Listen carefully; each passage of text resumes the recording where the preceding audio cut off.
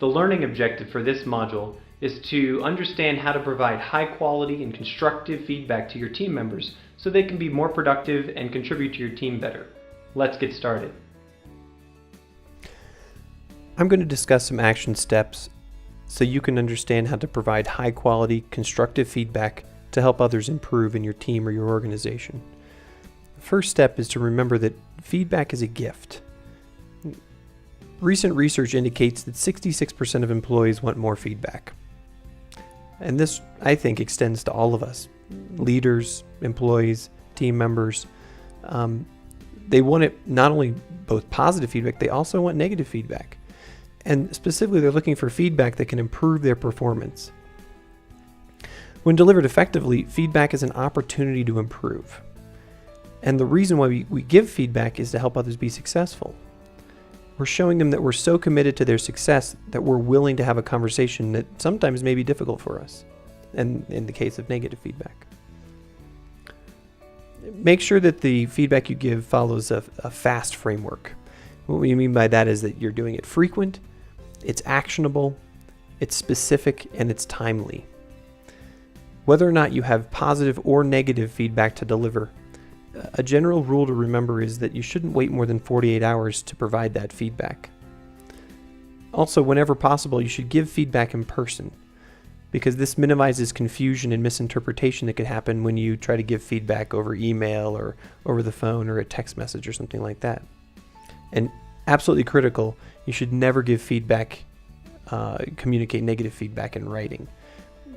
Always communicate negative feedback in person verbally. The next thing to remember is that we want to supercharge performance through feedback.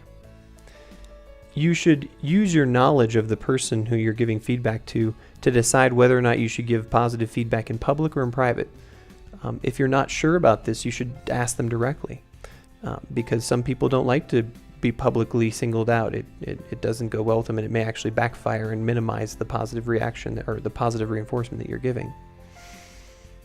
When you've made this determination and you're with the person, describe the behavior you recognized and the positive impact that it had on you or the team or the organization, and then state it to them very clearly. For example, you could praise someone by saying, "When you stayed late to finish that project, it helped us land the client and showed your commitment to the team." It's very clear. You described exactly what they did. You described what the outcome was and why it was beneficial to everyone and how it supercharged the performance for everyone. Make sure that you're letting the person know exactly which behaviors you want them to continue. In the example I just gave, letting people know that the commitment to the team and taking that extra step to finish a project or finish a proposal is really important.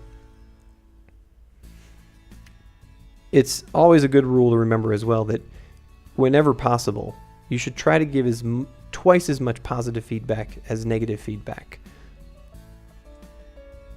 To close this section out, I want to make sure that everybody recognizes that negative feedback requires special care. A common mistake we make is assuming another person knows why they're doing something wrong, or just in fact that they're doing something wrong. So before you give negative feedback, ask yourself some questions such as, does this person understand the expectations you have for them? Do they know that their performance isn't effective right now or isn't meeting the expectations you've set? Ask yourself what contextual factors may be at play with the person, within the team, within the organization, and perhaps in their personal life.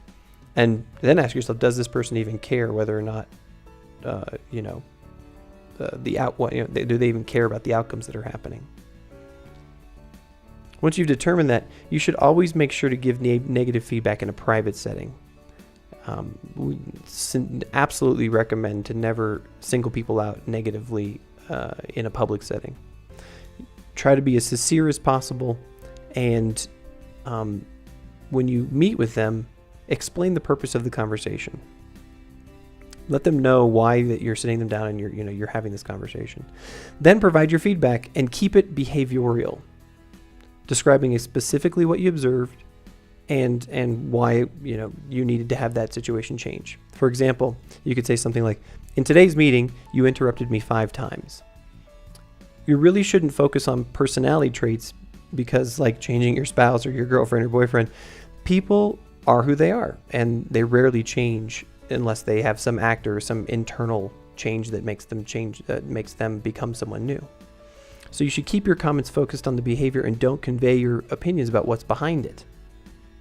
Next, say why the behavior concerns you, and describe its impact. And then ask them what they think.